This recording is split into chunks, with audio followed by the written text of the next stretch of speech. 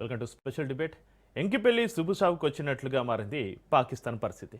Iran Israel war ఆ దేశంలో చమురు మంట పుట్టిస్తుంది. ఇస్లామాబాద్లో పెట్రోల్ డీజిల్ ధరలు చుక్కలు చూపిస్తున్నాయి. గల్ఫ్లో నెలకొన్న ఉధృత పరిస్థితులతోటి ప్రపంచవ్యాప్తంగా చమురు ధరలు మిన్నంటాయి. ఏకంగా పెట్రోల్ డీజిల్ ధరలను 20% పెంచింది షహబాజ్ షరీఫ్ సర్కార్.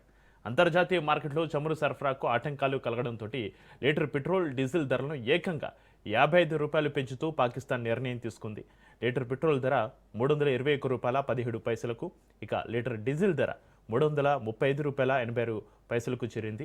దీంతో బంకుల వద్ద పాకిస్తానీ వాహనదారులు క్యూ కట్టారు.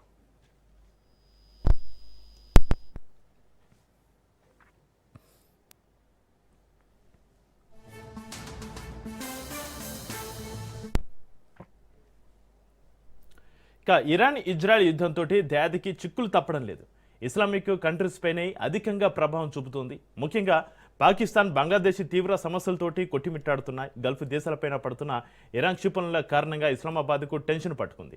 కఠిన నిర్ణయం తీసుకోక తప్పలేదని పాక్ పెట్రోలియం శాఖ మంత్రి అలీ పర్వేజ్ మాలిక్ వెల్లడించారు. ఇంధన నిల్వలు తగినంతగా ఉన్నాయని, కృత్రిమ కొరత సృష్టించే వారిపైన కఠిన చర్యలు తీసుకుంటామని ప్రధాని షహబాజ్ షరీఫ్ హెచ్చరించారు.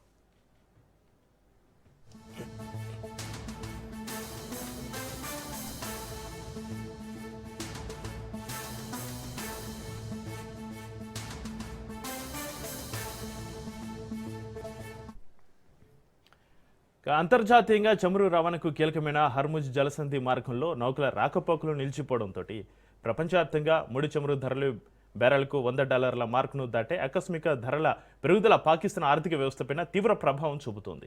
రవాణా ఖర్చులు పెరగడం వల్ల నిత్యావసర వస్తువుల ధరలు ఆకాశాన్ని తాకుతున్నాయి. ఇప్పటికే దాది ద్రవ్యోల్బణంతో సతమతమవుతోంది.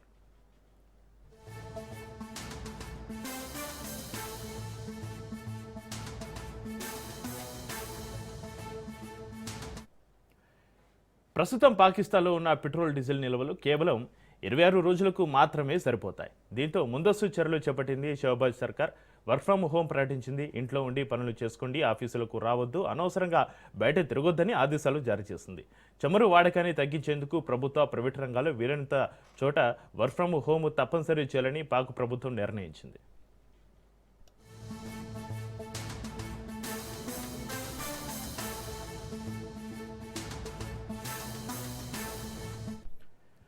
నిజానికి ఇరాన్ ఇజ్రాయెల్ యుద్ధంతో సముద్ర మార్గాల్లో భద్రత కరువైంది. గతంలో ఒక షిప్కు $30,000 ఉన్న ఇన్సూరెన్స్ ఖర్చు ఇప్పుడు $4 లక్షలకు పెరిగింది. అలాగే ఫ్లైట్ ఛార్జీలు $9 లక్షల నుంచి $40 లక్షలకు చేరాయి. ఆ అదనపు భారాన్ని చమురు కంపెనీలు భరించలేకపోతున్నాయి. దీంతో పెట్రోల్ డీజిల్ ఛార్జీలు పెంచుతూ సామాన్యుడిని నడ్డి విరుస్తున్నాయి. ఇప్పటికే పాకిస్తాన్ తీవ్రమైన ద్రవ్యోల్బణం, ఆర్థిక సంక్షోభంతో కొట్టిమిట్టాడుతోంది. రవాణా ఖర్చులు పెరగడంతో నిత్యావసర వస్తువుల ధరలు ఆకాశానంటాయి. అలాగే IMF షరతులు కూడా కఠిన నిర్ణయం తీసుకోవడానికి కారణమయ్యాయి. ఇక ఇదే అంశంపైన చర్చిద్దాం. మనకు అందుబాటులో ఉన్నారు ప్రొఫెసర్ డాక్టర్ జీవీఆర్ శాస్త్రి గారు, రాజకీయ విశ్లేషకులు. జీవీఆర్ శాస్త్రి గారు, నమస్కారం అండి. శాస్త్రి గారు, ప్రపంచం మొత్తం ఇరాన్ ఇజ్రాయెల్ యుద్ధం వైపు చూస్తుంటే పాకిస్తాన్ మాత్రం తన సొంత ప్రజల ఆకలి కేకల వైపు చూడాల్సి వస్తున్నటువంటి పరిస్థితి మనం చూస్తున్నాం. ఇది అంతర్జాతీయ సంక్షోభం తెచ్చిన కష్టమా, లేక పాకిస్తాన్ పాలకుల నేతృత్వ వైఫల్యం తెచ్చిన కర్మనా? దీన్ని ఏ విధంగా చూడాలి జీవీఆర్ శాస్త్రి గారు? అంటే పాకిస్తాన్ లో వాళ్ళు ఆల్రెడీ ఎకనామికల్ గా కొలాప్స్ అయిపోయారు. వాళ్ళ దగ్గర ఉన్న విదేశీ మారక ద్రవ్య నిల్వలు ఉన్నాయి చూసారా, అవి 1 బిలియన్ 2 బిలియన్స్ కంటే లేవు. వాళ్ళకి ఏంటంటే ప్రతి నెల చిప్ప పట్టుకుని అడుక్కోవాలి. వాళ్ళకి $1 బిలియన్ 2 బిలియన్ ఎక్కడొక్కడి తెచ్చుకోవాలి. మోర్ దెన్ దట్ వాళ్ళు ఏంటంటే ఇంటర్నేషనల్ మానిటరీ ఫండ్ నుంచి $7 బిలియన్ ప్యాకేజ్ తెచ్చుకున్నారు. అది ఎప్పుడు అయింది కానీ అది ఇంప్లిమెంట్ అవ్వట్లేదు. దాని మీద రిస్ట్రిక్షన్స్ ఉన్నాయి. సో వాళ్ళకి ఏంటంటే దాన్ని దృష్టిలో పెట్టుకుని ఈ $1 బిలియన్ అనేది 1 మినిట్లో అయిపోతాయి. వాళ్ళకి లాస్ ఎక్కడైపోతుందంటే కరెన్సీ ఫ్లక్చువేషన్. అంటే సెటిల్మెంట్ ఎక్కడవుతుంది? డాలర్లో అవుతుంది. వాళ్ళ డాలర్లకి వాళ్ళ పాకిస్తాన్ కరెన్సీల కన్వర్షన్ డిఫరెన్స్ వస్తుంది. ఎవ్రీడే కరెన్సీ విలువ పడిపోతుంది. సో ఆ డిఫరెన్స్ ని వాళ్ళు బేర్ చేయలేకపోతున్నారు. అది వాళ్ళు కట్టేది 1 బిలియన్. 1 బిలియన్ అనేది రిమైన్స్ సేమ్. బట్ పాకిస్తాన్ కరెన్సీకి వచ్చినప్పటికీ దాని వాల్యూ మారిపోతుంది. నిన్నదాకా 18 లక్షలు ఉన్నది ఇప్పుడు 22 లక్షలు అవుతుంది. సో ఆ రకంగా వాళ్ళు నష్టపోతున్నారు. సో అది గ్రహించేసారు వాళ్ళు. అది గ్రహించేసి ఈ నష్టాన్ని అంతా ప్రజల మీద వేస్తే తప్ప మనం తట్టుకోలేమని చెప్పి హ్మ్. వాళ్ళు ఏంటంటే ఎట్టి పరిస్థితుల్లోనూ బిజినెస్ $1 బిలియన్ వాళ్ళది $1 billion $2 billion balance of payments లేని దేశం అది. హ్మ్. కానీ దాన్ని ఒక దేశంగా పరిగణించండి అంటే వాళ్ళు ఆల్రెడీ ఆదివాసీ చేతులు పైకెత్తేసింది. బంగ్లాదేశ్, పాకిస్తాన్, శ్రీలంక ఇవన్నీ ఏంటనుకున్నారు $5 బిలియన్లు $6 బిలియన్ సర్ప్లస్ మీద నడుస్తాయి. చాలా కష్టం మీద నడుస్తాయి. ఎందుకంటే వాళ్ళ ఎకానమీస్ కొలాప్స్ అయిపోయి ఇంక్లూడింగ్ నేపాల్. నేపాల్ కూడా మన మీద పూర్తిగా ఆధారపడిన దేశం అది. పెట్రోలియం ప్రొడక్ట్స్ ఇదంతా స్వాభావికం. మీకు నేను వాళ్ళ పొద్దున్న చాలా స్పష్టంగా చెప్పాను. 20 రోజులు కనుక యుద్ధం జరిగితే 49 కంట్రీలు చెప్పెట్టుకోవాలి. వాళ్ళకి ఆప్షన్ లేదు. వాళ్ళ దేశానికి ఆప్షన్ లేదు. హ్మ్.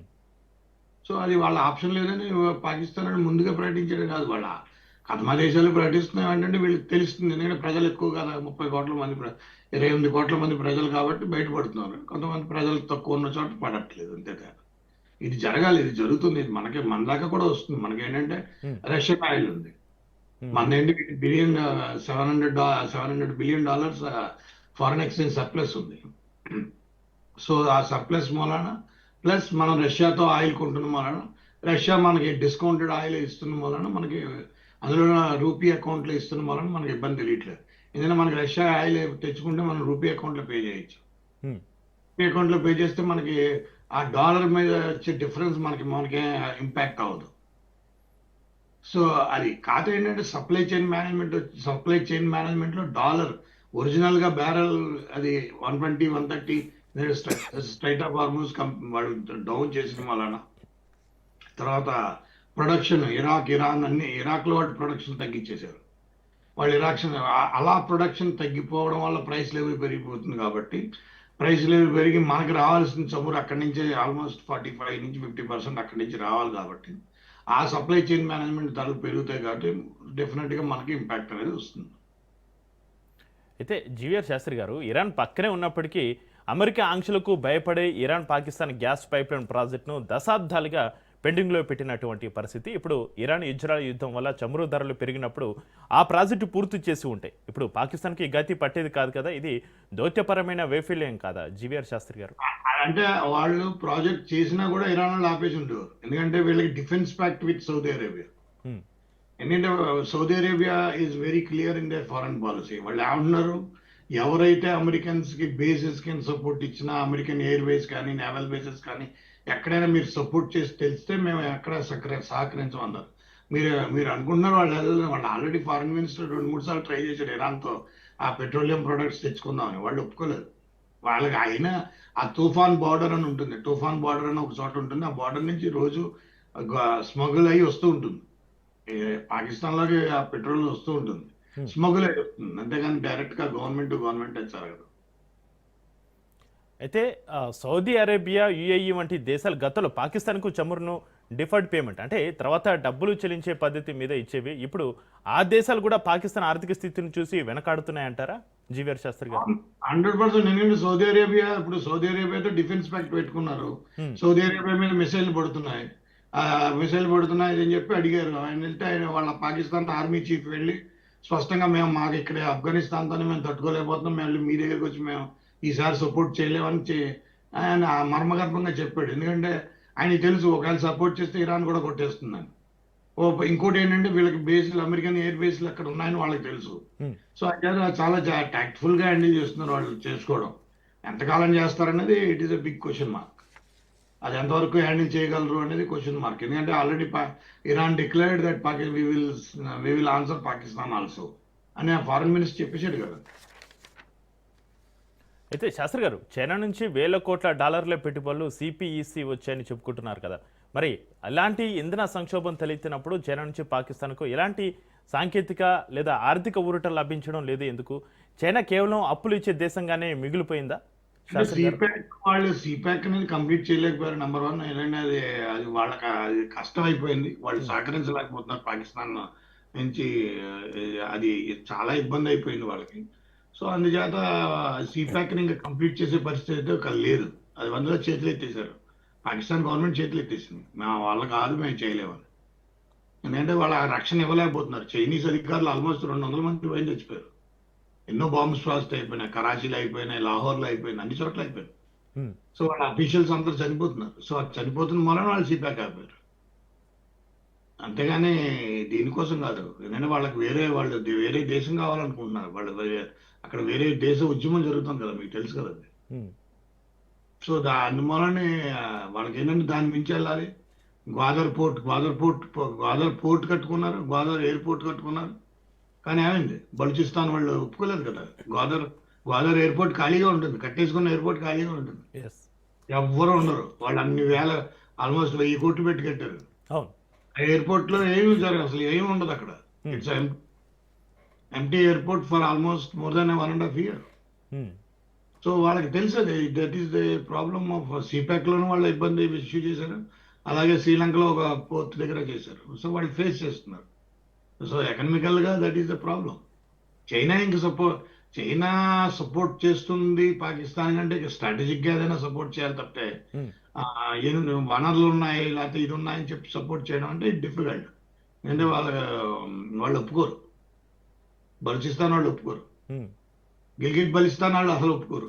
అందుకని గిల్గిట్ లోంచి వెళ్ళాలి, కేపీకే ప్రావిన్స్ నుంచి వెళ్ళాలి. కేపీకే ప్రావిన్స్ లోనే వీళ్ళకి అఫ్ఘాన్ ప్రాబ్లం ఇప్పుడు. అదేంటే కేపీకే అని ఆఫ్ఘనిస్తాన్ క్లెయిమ్ చేస్తుంది, దురాన్ లైన్. ఆ దురాన్ లైన్ నుంచే సిపాక్ వెళ్ళాలి. ఆ దురాన్ లైన్ మీదే ఇప్పుడు ఆఫ్ఘనిస్తాన్ దాడి చేస్తుంది. సో ఇంక సిపాక్ అనేది అంటే సిపాక్ లో వాళ్ళకి చైనీస్ గా ఇంపార్టెన్స్. ఎందుకంటే వాళ్ళకి ఏంటంటే మనకి మలాకా స్ట్రైట్ ని అవాయిడ్ చేయడం. ఎందుకంటే మనం మలాకా స్ట్రైట్ మూసాం అనుకోండి, ఇప్పుడు ఇరాన్ వాళ్ళు ఏ రకంగా స్ట్రైట్ ఆఫ్ హార్మూజ్ మూసారో అది అలాగే పాకిస్తాన్ మనం మలాకా స్ట్రైట్ మూసాం అనుకోండి, మరి చైనా మొత్తం డిజాస్టర్ అయిపోతుంది. ఎందుకంటే 95% చైనీస్ పెట్రోలియం ప్రొడక్ట్స్ అన్ని ఇందులోంచి వెళ్తాయి. అలా ఇందులోంచి మలాకా స్ట్రైట్ లోంచి అది మూసేస్తే ఇంక మొత్తం దేశం అంతా కొప్పుకూలిపోతుంది. అది వాళ్ళకి తెలుసు.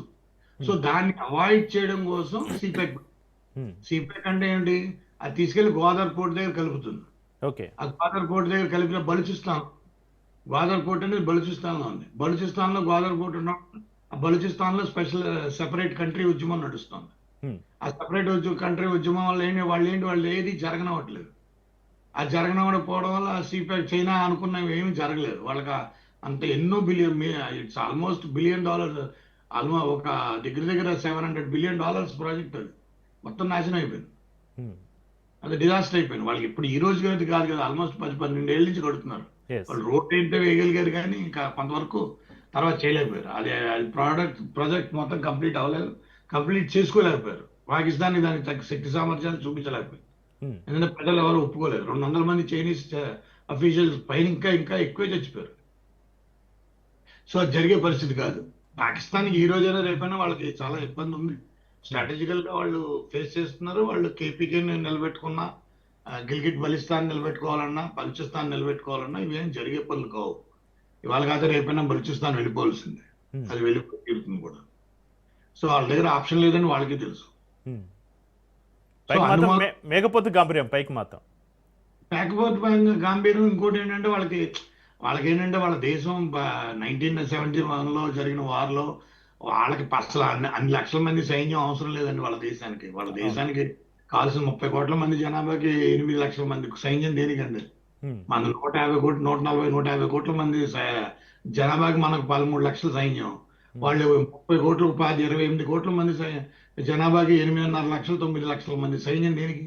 అంటే వాళ్ళు సైన్యాన్ని తగ్గించట్లేదు. వాళ్ళు సైన్యాన్ని తగ్గించకుండా వాళ్ళు ఏంటంటే డిఫెన్స్ మీద నడుపుతున్నారు. అంత డిఫెన్స్, వాళ్ళ కంపెనీలు అన్ని డిఫెన్స్, సిమెంట్ దగ్గర నుంచి, స్టీల్ దగ్గర నుంచి, ఇటుక దగ్గర నుంచి, మొత్తం దగ్గర నుంచి అన్ని కంపెనీలు మిలిటరీలోనే ఉంటాయి. అన్ని మిలిటరీ వాళ్ళే తయారు చేస్తారు. వాళ్ళ కంపెనీలు వాళ్ళే ప్రాఫిట్ వాళ్ళే తినేస్తారు. దేశ బడ్జెట్ లోనే వాళ్ళు తినేస్తారు. ఎడ్యుకేషన్ కి 0.5%, హెల్త్ కి 0.5%, ప్రజలకి ఏమి ఉండదు. ప్రపంచంలో అన్ని దేశాలకి ఆర్మీ ఉంటుంది, కానీ ఈ ఒక్క ఆర్మీకి ఒక దేశం ఉంది. అవును, దేశ అధ్యక్షుడు తీసుకునే నిర్ణయాలు కూడా ఆర్మీ చీఫ్ తీసుకుంటున్నటువంటి పరిస్థితులు. ఇంకా దేశ అధ్యక్షుడు ఏం లేదు, మీకు చెప్పింది అర్థం అలా. ప్రపంచ దేశాలకి అన్ని దేశాలకి ఆర్మీ ఉంది, కానీ ఈ ఆర్మీకి ఒక్కటికే దేశం ఉంది. పాకిస్తాన్ ఆర్మీకి దేశం ఉంది, అది డిఫరెన్స్. అందువలన వాళ్ళు ఏంటంటే వాళ్ళు ఇది ఏదొచ్చినా ప్రజల మీద వేసేస్తారు. ప్రజల మీద ఇప్పుడు మనం ఏంటంటే చాలా టాక్ట్ఫుల్ గా నడుచుకుంటున్నాం. మనకి ఏంటంటే చాలా పెద్ద కంట్రీ, మనకు వచ్చే సమస్యలు వేరు, మనకు వచ్చే విధి విధానం వేరు, మన పద్ధతి వేరు. ఆమె యాక్టివిస్ట్, నాకు తెలుసు అది. నేను మీకు అది పంపించాను కూడా ఇవాళ పొద్దున్న. ఉమ్. ఆ 20 రోజులు కనుక వారు జరిగితే ఏ రకంగా ఉంటుంది అనేది కూడా మీకు పంపించాను, ఎకనామిక్ అనాలిసిస్.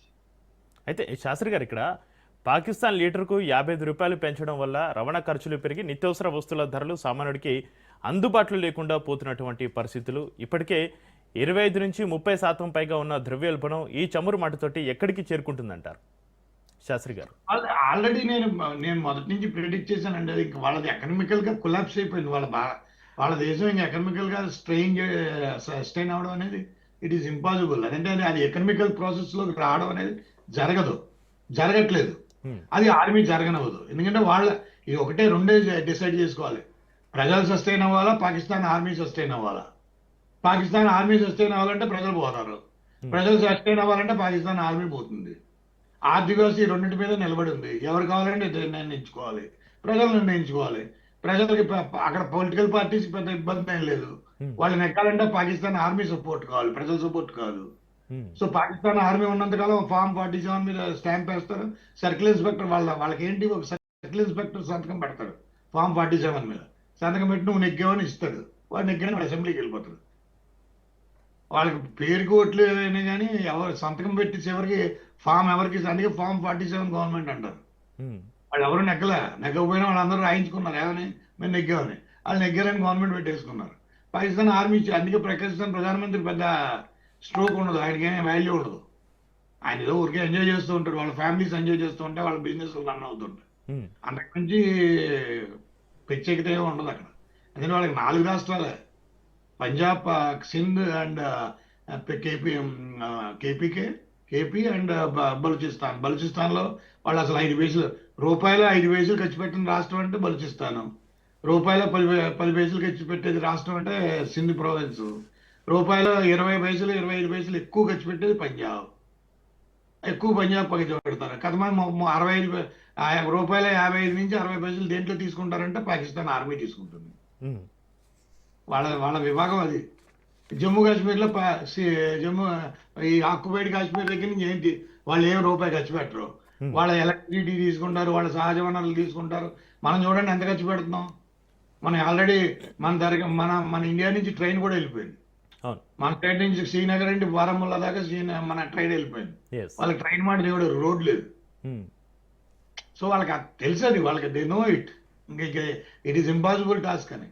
ఫైనాన్స్ ఆర్థిక ఏ వ్యవస్థ పడిపోయినా పైకి లేపచ్చు, కానీ ఆర్థిక వ్యవస్థ పడిపోతే ఆ భగవంతుడు పైకి లేపాడు. ఏ ఆర్మీలు, నేవీలు, లీడర్లు ఎవరు ఏం చేయలేరు. ఆర్థిక వ్యవస్థ అనేది చాలా ఇంపార్టెంట్. ఎగ్జాక్ట్లీ. ఆర్థిక వ్యవస్థ మనిషిని నడిపిస్తుంది, ఇంకెవరు కాదు. ఆ ఆర్థిక వ్యవస్థ ఇప్పుడు పొద్దున్న ట్రంప్ అయినా పడిపోతే, ట్రంప్ దేనికి పడిపోతాడు ఆర్థిక వ్యవస్థ మీద. ఆయన అందుకే ఆయన ఎప్పుడో ఆల్రెడీ రాగాలాపని మొదలెట్టాడు. ఏంటి, పక్కన మాకు క్యూబా ఉంది, క్యూబా చూడాలని. ఆయనకు అర్థమైపోయింది ఈ స్టోరీ, ఇది లాంగ్ టర్మ్కి వెళ్ళిపోయింది. సో అమెరికా వారం రోజులు యుద్ధం చేయడం కూడా చాలా పొరపాటు, మిస్టేక్. ఆర్థిక వ్యవస్థ ప్రకారం అమెరికా కుప్పకూలిపోతుంది, చాలా ఇబ్బంది అయిపోతుంది వాళ్ళకి ఇన్ని రోజులు యుద్ధం 20 రోజుల కంటే పైకి చేస్తే మీకు ఆ రిపోర్ట్ పంపించాను, మీరు చదివే ఉంటారు.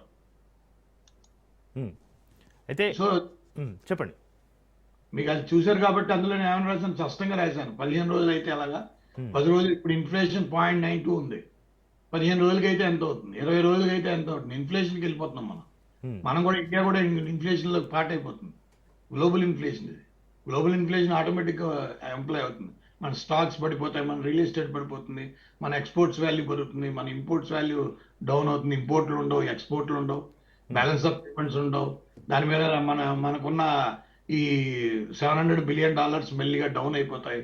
మన బంగారు నిల్వలు మీద మనం పెంచుకున్న విలువ ఉంది చూసారా, ఆ విలువ తగ్గిపోతుంది.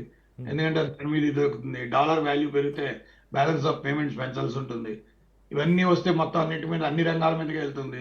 స్టేట్ గవర్నమెంట్స్ కి రిజర్వ్ బ్యాంక్ ఇచ్చే అప్పులు ఉండవు, బాండ్లు ప్రింటింగ్ ఉండదు, ఇవన్నీ జరుగుతాయి. అప్పుడు స్టేట్ గవర్నమెంట్ చాలా సో ఇప్పుడు ఏంటి అంటే మన గవర్నమెంట్లు అన్ని ఎక్స్పెండిచర్ రిఫార్మ్స్ మీదకి వెళ్తాయి.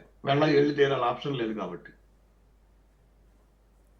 అయితే శాస్త్రి గారు, దేశంలో కేవలం 26 రోజులకు సరిపడా చమురు నిల్వలు మాత్రమే ఉండడం ఒక దేశ భద్రతకు ముప్పు ఉంది.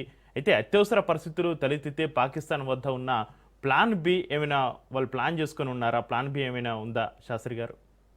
అంటే వాళ్ళకి ప్లాన్ లేని దేశం ఏదైనా ఉంటే అది పాకిస్తాన్. ఇంకా ప్లాన్ ఎక్కడ వచ్చింది?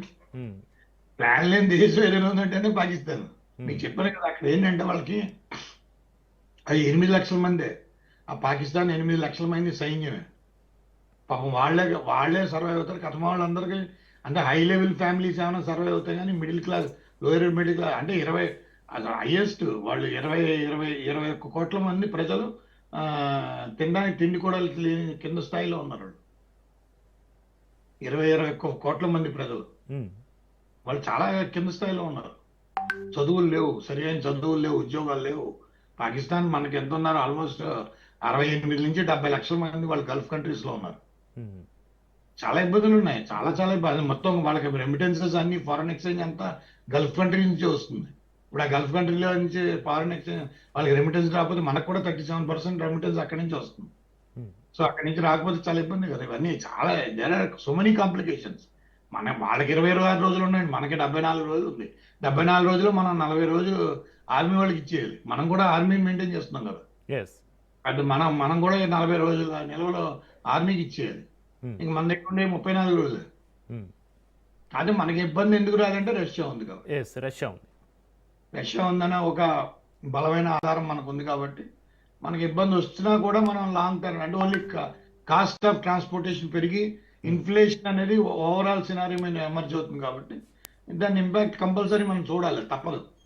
ఇన్ఫ్లేషన్ అయినా పడుతుంది, గ్రోత్ రేట్ పడిపోతుంది, గ్రోత్ రేట్ డౌన్ అవుతుంది, తర్వాత ఎక్స్పెండిచర్ పెరిగిపోతుంది, మన మనుషుల యొక్క పర్చేసింగ్ పవర్ డౌన్ అయిపోతుంది.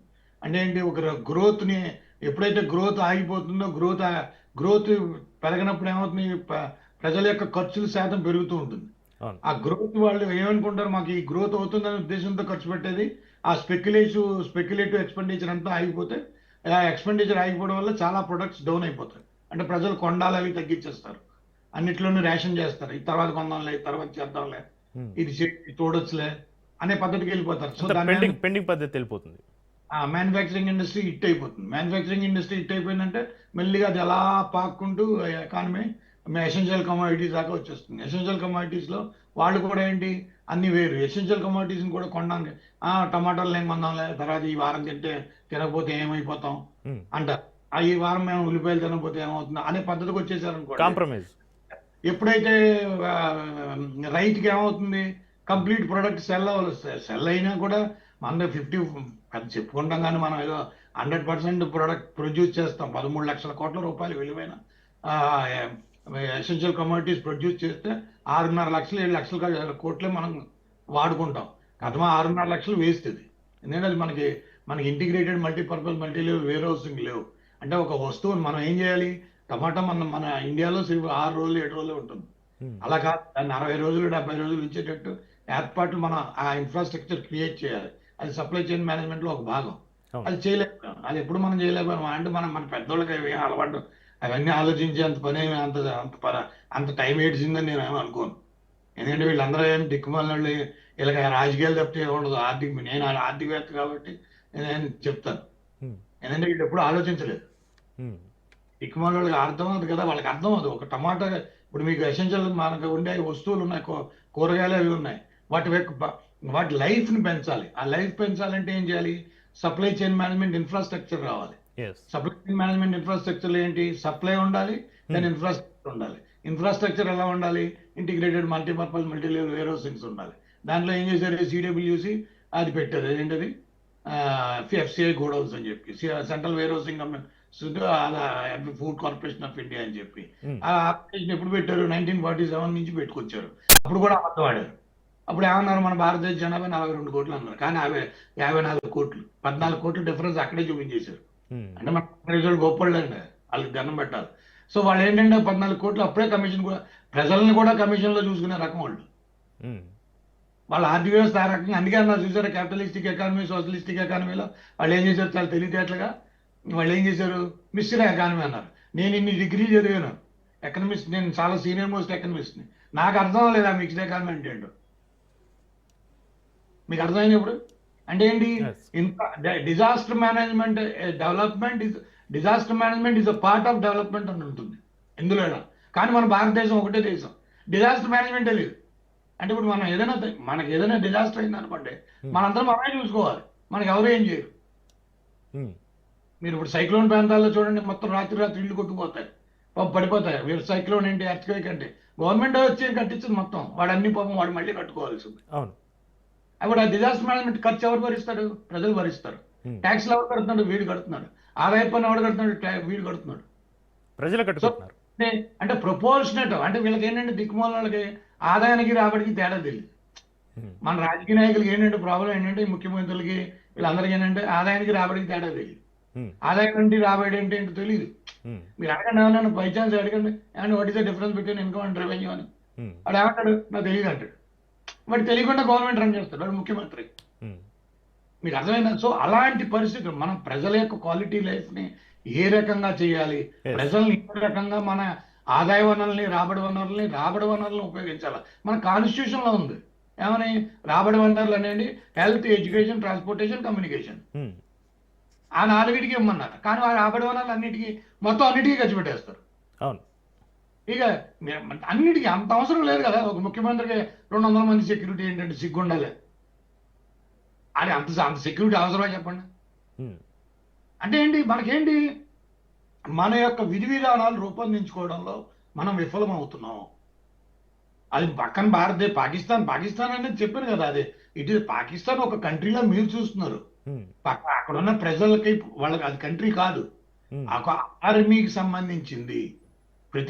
ప్రపంచంలో ఉన్న దేశాలన్నిటికీ ఒక ఆర్మీ ఉంది, కానీ వీళ్ళకి ఏంటంటే ఒక ఆర్మీకే ఒక దేశం ఉంది. ఓకే, అది పాకిస్తాన్. సో అంచేత వాళ్ళతో మనకేం పెద్ద ఇది లేదు. మన విధానం వేరు. మన 140 కోట్ల మంది ఫుడ్ వెళ్ళాలి, బ్రేక్ఫాస్ట్, లంచ్, డిన్నర్ వెళ్ళాలి. బ్రేక్ఫాస్ట్, లంచ్, డిన్నర్ వెళ్ళాలంటే ఎవరు తీసుకెళ్తారు? ఎలా తీసుకెళ్తాం? కొనుగోలు శక్తి. మీరున్నారు, మీరు కొనుగోలు శక్తి మీద నేను కొంచెం ఇంపాక్ట్ అవుతుందా లేదు మీ మనసుకి రోజులో తెలిసిపోతుంది. మీరున్నారనుకోండి, మీరే అంటారు ఈ నెలలో కొంచెం తేడాగా అందరూ బాబు అనుకుంటారు. అంటారా? కామన్ మ్యాన్ ఎలా అనుకుంటాడు? రైతు, కార్మికుడు, కర్షకుడు, ఎవరైనా సరే వాళ్ళకేంటి, వాళ్ళకి తెలిసిపోతుంది. ఒక్కరోజు తేడా వచ్చినా మేము తట్టుకోలేకపోతున్నాం అనే బాధ వాళ్ళలో కనబడిపోతుంది.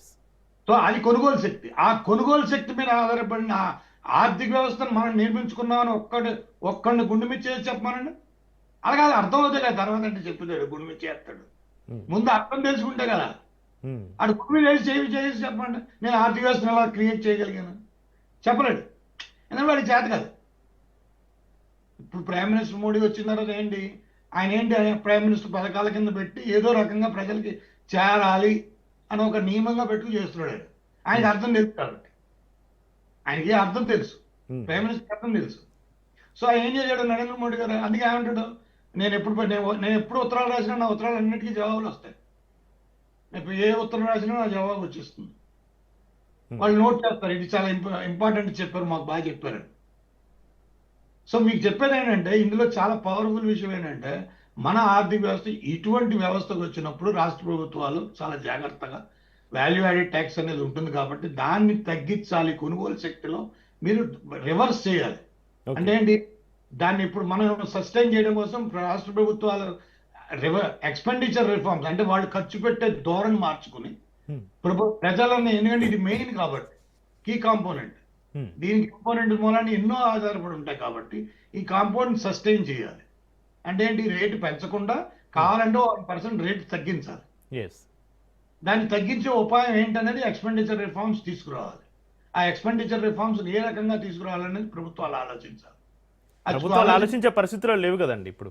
అలాగే నేను ఇందాక ఏం చెప్పాను మీకు, ఆదాయానికి రాబడికి కూడా తేడా తెలియని రోజు రోజుకి ₹1 పెరుగుతుంది తప్ప మీరు చెప్పినట్టుగా రూపాయి తగ్గించే పరిస్థితి, ఆ ఆలోచనే లేకుండా పోయింది కేంద్ర ప్రభుత్వానికైనా రాష్ట్ర ప్రభుత్వాలకైనా. మీరు ఎగ్జాక్ట్లీ కరెక్ట్. మీరు ఏమైనా అయిపోయిందంటే ఏమంటారు, కేంద్ర ప్రభుత్వం లేదండి, మాకు కేంద్ర ప్రభుత్వం మమ్మల్ని మోసం చేసింది. అది ఎందుకు మోసం చేస్తుందండి? కేంద్ర ప్రభుత్వానికి వేరే పని లేదని నిన్ను మోసం చేయాలి. కేంద్ర ప్రభుత్వం అంటే 140 కోట్ల మంది ప్రజలు. ఆ 140 కోట్ల మంది ప్రజలకు ఒక రకంగానే చూస్తుంది, 100 రకాలుగా ఏం చేయదు. ఏ రూల్ వేసినా అన్ని రాష్ట్రాలకు వర్తించేటట్టుగానే ఉంటుంది. అంతేగాని ఓ రాష్ట్రానికి వర్తించకూడదు, ఓ రాష్ట్రానికి అంటే దిక్కుమాలను ఎలా చెప్పుకుంటారు. ఇప్పుడు మమతా బెనర్జీ ఉంది, మా కేంద్ర ప్రభుత్వం అన్యాయం చేసింది. దేనికి అన్యాయం చేస్తుంది? నీ చేత కాదని చెప్పు. నీకు ఆదాయానికి రాబడికి తేడా తెలియదు. నువ్వు ఒక రాష్ట్ర ముఖ్యమంత్రిగా 10 ఏళ్ళు 15 ఏళ్ళు ఉన్నప్పుడు నువ్వు చేయలేని దౌర్భాగ్య స్థితిలో 5 ఏళ్ళు అంటే ఎందుకంటే 5 ఏళ్ళు అంటే చాలా ఎక్కువ టైం అండి. అది 5 years is the biggest time for any chief minister to show his capability, competency, Yes. and exceptional ability towards the people of the governance. The people of the governance needs that. అలాంటి governance ని efficiency ఉండదు, energy ఉండదు, effectiveness ఉండదు. ఈ మూడింటికి అర్థాలే తెలీదు.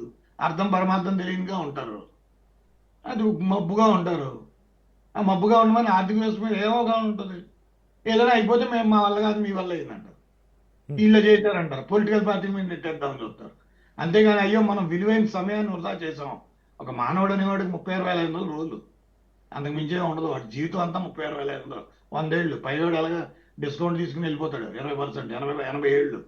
వాడిని 80 ఏళ్లలో వాడి హెల్త్ని, ఎడ్యుకేషన్ని, వాడి కమ్యూనికేషన్ని, ట్రాన్స్పోర్టేషన్ని, వాడి నివాసాన్ని కూడా చూడలేని పరిస్థితి మనం తీసుకురావాల్సిన అవసరం లేదు. మన యొక్క విధి విధానాలు మనం రూపొందించి, ఇప్పటికైనా నేను గవర్నమెంట్ చెప్పేది ఏంటంటే ఇది మంచి అవకాశంగా తీసుకుని ఎక్స్పెండిచర్ రిఫార్మ్స్ మీద పూర్తిగా దృష్టి పెట్టండి. రాబడి వనరులను పెంచాలని ఆలోచించకండి. ఆదాయ వనరుల మీద ఇప్పటిదాకా మీరు వెళ్ళకండి, ఎందుకంటే మీకు దాని మీద అర్థం తెలియదు, పరమార్థం అసలు తెలియదు. సో ఏదైనా దీన్ని కొంచెం మీరు అది ఆలోచిస్తే అది బెస్ట్. అది ఆ రకంగా చూడటమే కరెక్ట్. ఎందుకంటే కొనుగోలు శక్తిని మాత్రం సస్టైన్ చేయాలి. ప్రజల యొక్క మినిమం పర్సన్ దగ్గర కొనుగోలు పర్చేజింగ్ పవర్ని మనం సస్టైన్ చేయాలి. ఆ సస్టైన్ చేయకపోతే వాడికి బర్డెన్ అనిపించకూడదు. అందుకే మన చాణక్యుడు కూడా ఏమన్నాడు, పన్నును కూడా సూదిని గుచ్చుకున్నట్టుగా కూడా ఉండకుండా చేయాలన్నాడు. పన్ను తీసుకోవడం అన్నాడు అర్థశాస్త్ర కోర్టులు చాణక్యుడు. అంటే ఏంటి దానికి ఏంటి, మీరు మనకేంటి మన ప్రజలకి, కానీ ఇప్పుడు ఏంటి ప్రతిదీ అయ్యి బాబు ఇంత ట్యాక్స్ అనుకుంటారు అనే పరిస్థితి తీసుకొచ్చారు. లేదంటే ఏం చేస్తున్నారు, ఫ్రీ అంటున్నారు. ప్రజలకు ఫ్రీ అంటారు. ఏమనంటే ఫ్రీ, ఏదో ఇళ్ల నుంచి పట్టుకొచ్చినట్టు ఉచిత పథకాలు. ఆ ఉచిత పథకాలు దేనికి? నిన్న చూడండి టీ విజయ్ అని ఎవడో కొత్త పార్టీ పెట్టాడంట. నాకు అడుగుదాం అనుకున్నాను, వాడి జీవితంలో వాడు ఫ్రీగా ఏదైనా సినిమాలు చేసాడా? చేయడు. ఇప్పుడు వాడు వస్తాట, గవర్నమెంట్ వచ్చి వాడు ఫ్రీగా ఇచ్చేస్తాట. ఎవడు సబ్బుది, ఎవడబ్బా సబ్బు అని. అంటే ఏంటి, ప్రజలు మోసం చేయడం. ఫ్రీ అంటే ఇట్స్ అ మోసం. ఒక ఆర్థికవేత్తలో నేను చెప్తాను, బ్లంట్ గా చెప్పేస్తానండి, ఫ్రీ అనేది మోసం. ఫ్రీ అనేది చేయకూడదు.